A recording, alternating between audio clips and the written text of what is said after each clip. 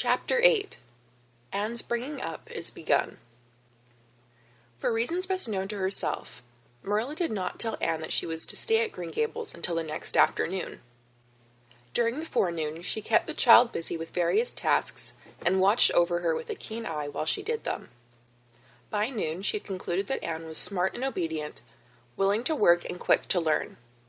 Her most serious shortcoming seemed to be a tendency to fall into daydreams in the middle of a task and forget all about it until such time she sharply recalled to earth by a reprimand or catastrophe. When Anne had finished washing the dinner dishes, she suddenly confronted Marilla with the air and expression of one desperately determined to learn the worst. Her thin little body trembled from head to foot. Her face flushed and her eyes dilated until they were almost black. She clasped her hands tightly and said in an imploring voice, "Oh, please, Miss Cuthbert, won't you tell me if you are going to send me away or not? I've tried to be patient all the morning, but I really feel I cannot bear not knowing any longer. It's a dreadful feeling. Please tell me." "You haven't scalded the dishcloth in clean hot water as I told you to do," said Marilla immovably. "Just go and do it before you ask any more questions, Anne." Anne went and attended to the dishcloth. Then she returned to Marilla and fastened imploring eyes on her face. "Well," said Marilla, unable to find any excuse for deferring her explanation longer, "I suppose I might as well tell you. Matthew and I have decided to keep you. That is, if you will try to be a good little girl and show yourself grateful." "Why, child, whatever is the matter?" "I'm crying," said Anne in a tone of bewilderment. "I can't think why. I'm glad as glad can be. Oh, glad doesn't seem the right word at all. I was glad about the White Way and the cherry blossoms. But this, oh, it's something more than glad. I'm so happy. I'll try to be so good. It will be an uphill work, I expect, for Mrs. Thomas often told me I was desperately wicked. However, I'll do my very best. But can you tell me why I'm crying?" "I suppose it's because you're all excited and worked up," said Marilla disapprovingly. "Sit down on that chair and try to calm yourself. I'm afraid you both cry and laugh far too easily. Yes, you can stay here and we will try to do right by you. You must go to school, but it's only a fortnight till vacation, so it isn't worthwhile for you to start before it opens again in September." "What am I to call you?" asked Anne. "Shall I always say Miss Cuthbert? Can I call you Aunt Marilla?" "No, you'll call me just plain Marilla. I'm not used to being called Miss Cuthbert, and it would make me nervous." "It sounds awfully disrespectful to say just Marilla," protested Anne. "I guess there'll be nothing disrespectful in it if you're careful to speak respectfully. Everybody, young and old, in Avonlea calls me Marilla, except the minister. He says Miss Cuthbert when he thinks of it." "I'd love to call you Aunt Marilla," said Anne wistfully. "I've never had an aunt or any relation at all. Not even a grandmother. It would make me feel as if I really belonged to you. Can't I call you Aunt Marilla?" "No, I'm not your aunt, and I don't believe in calling people names that don't belong to them." "But we could imagine you were my aunt." "I couldn't," said Marilla grimly. "Do you never imagine things different from what they really are?" asked Anne wide-eyed. "No." "Oh!" Anne drew a long breath. "Oh, Miss Marilla, how much do you miss?" "I don't believe in imagining things different from what they really are," retorted Marilla. "When the Lord puts us in certain circumstances, he doesn't mean for us to imagine them away. And that reminds me. Go into the sitting room, Anne. Be sure your feet are clean, and don't let any flies in. And bring me out the illustrated card that's on the mantelpiece. The Lord's Prayer is on it, and you'll devote your spare time this afternoon to learning it off by heart. There's to be no more of such praying as I heard last night." "I suppose I was very awkward," said Anne apologetically. "But then, you see, I'd never had any practice. You couldn't really expect a person to pray very well the first time she tried, could you? I thought out a splendid prayer after I went to bed, just as I promised you I would. It was nearly as long as a minister's, and so poetical. But would you believe it? I couldn't remember one word when I woke up this morning, and I'm afraid I'll never be able to think out another one as good. Somehow, things are never so good when they're thought out a second time. Have you ever noticed that? Here is something for you to notice, Anne. When I tell you to do a thing, I want you to obey me at once and not stand stock still and discourse about it. Just you go and do as I bid you." Anne promptly departed for the sitting room across the hall, but she failed to return. After waiting 10 minutes, Marilla laid down her knitting and marched after her with a grim expression. She found Anne standing motionless before a picture hanging on the wall between the two windows, with her hands clasped behind her, her face uplifted, and her eyes a-star with dreams. The white and green light, strained through apple trees and clustering vines outside, fell over the rapt little figure with a half-unearthly radiance. "Anne, whatever are you thinking of?" demanded Marilla sharply. Anne came back to earth with a start. "That," she said, pointing to the picture, a rather vivid chromo entitled "Christ Blessing Little Children. And I was just imagining I was one of them, that I was a little girl in the blue dress, standing off by herself in the corner, as if she didn't belong to anybody, like me. She looks lonely and sad, don't you think? I guess she hadn't any father or mother of her own, but she wanted to be blessed too, so she just crept shyly up on the outside of the crowd, hoping nobody would notice her. Except him. I'm sure I know just how she felt.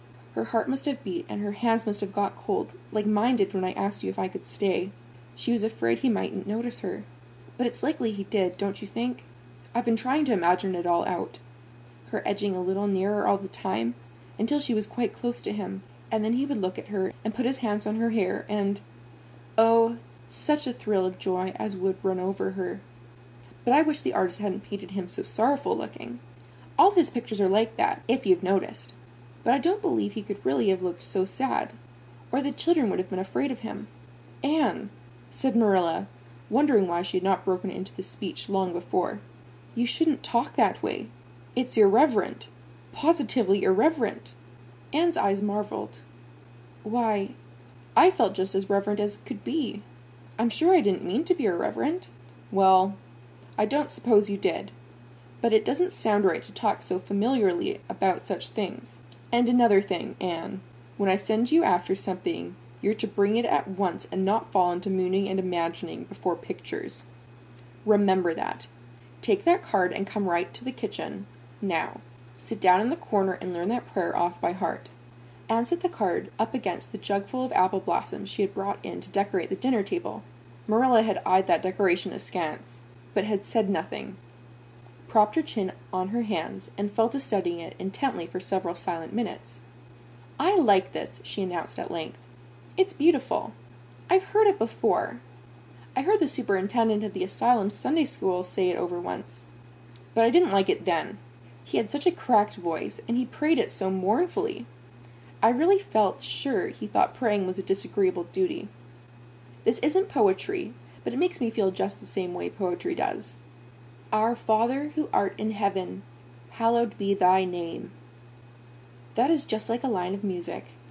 Oh, I'm so glad you thought of making me learn this, Miss Marilla." "Well, learn it and hold your tongue," said Marilla shortly, and tipped the vase of apple blossoms near enough to bestow a soft kiss on a pink-cupped bud, and then studied diligently for moments longer.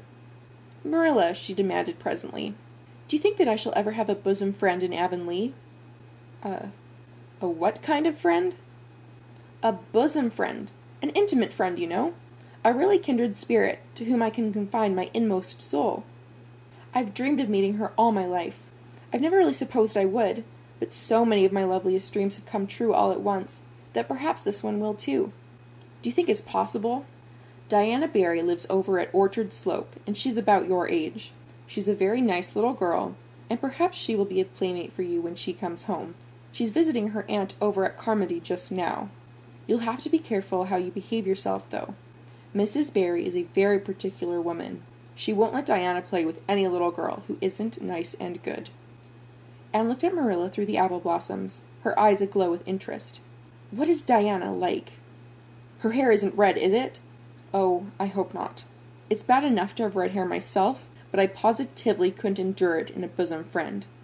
Diana is a very pretty little girl. She has black eyes and hair and rosy cheeks. And she is good and smart, which is better than being pretty." Marilla was as fond of morals as the Duchess in Wonderland, and was firmly convinced that one should be tacked on to every remark made to a child who was being brought up.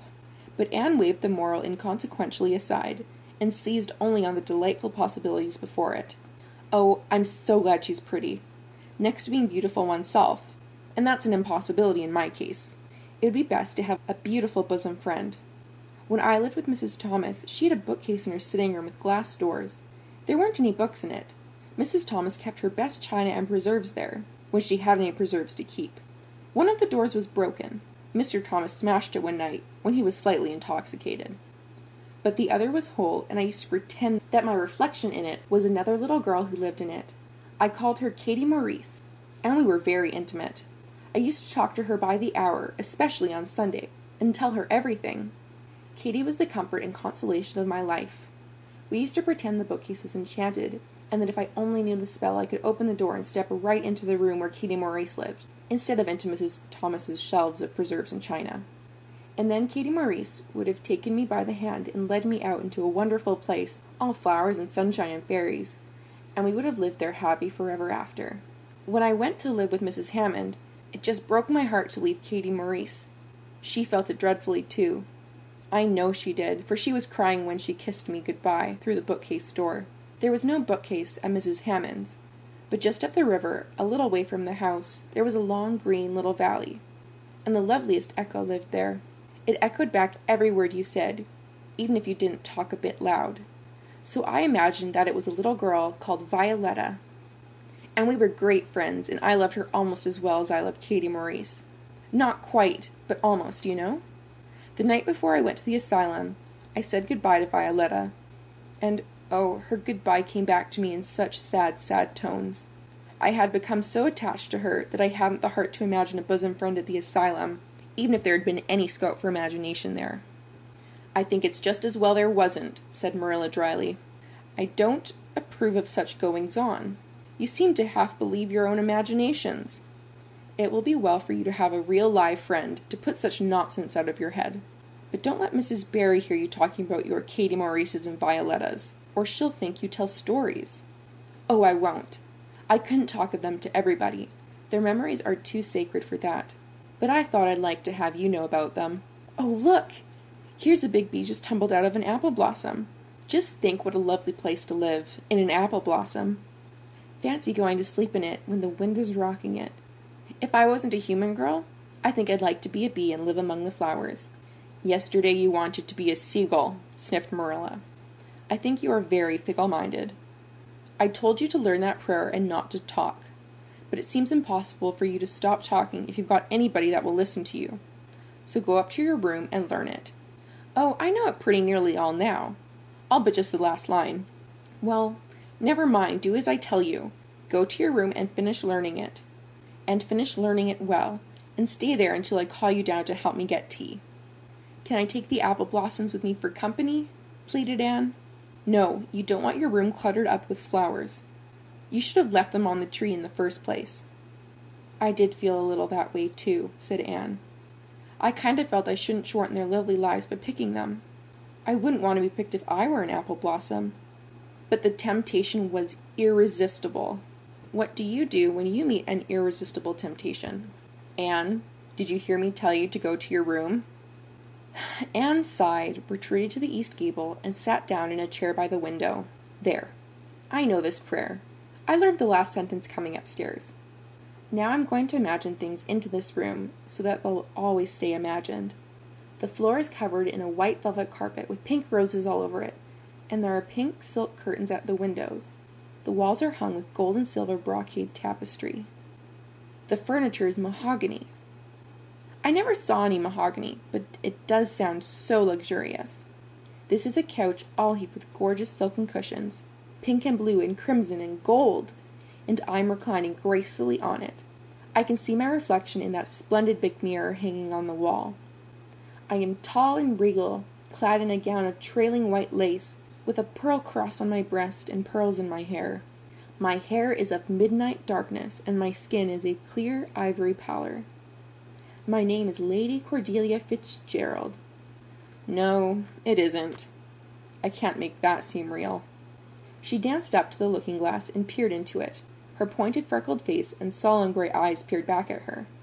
"You're only Anne of Green Gables," she said earnestly, "and I see you, just as you are looking now, whenever I try to imagine I'm the Lady Cordelia. But it's a million times nicer to be Anne of Green Gables than Anne of Nowhere in particular, isn't it?" She bent forward, kissed her reflection affectionately, and betook herself to the open window. "Dear Snow Queen, good afternoon. And good afternoon, dear birches down in the hollow. And good afternoon, dear grey house up on the hill. I wonder if Diana is to be my bosom friend. I hope she will, and I shall love her very much. But I must never quite forget Katie Maurice and Violetta. They would feel so hurt if I did, and I'd hate to hurt anybody's feelings. Even a little Bookcase girls, or a little Echo girls. I must be careful to remember them and send them a kiss every day." Anne blew a couple of airy kisses from her fingertips past the cherry blossoms, and then, with her chin in her hands, drifted luxuriously out on a sea of daydreams.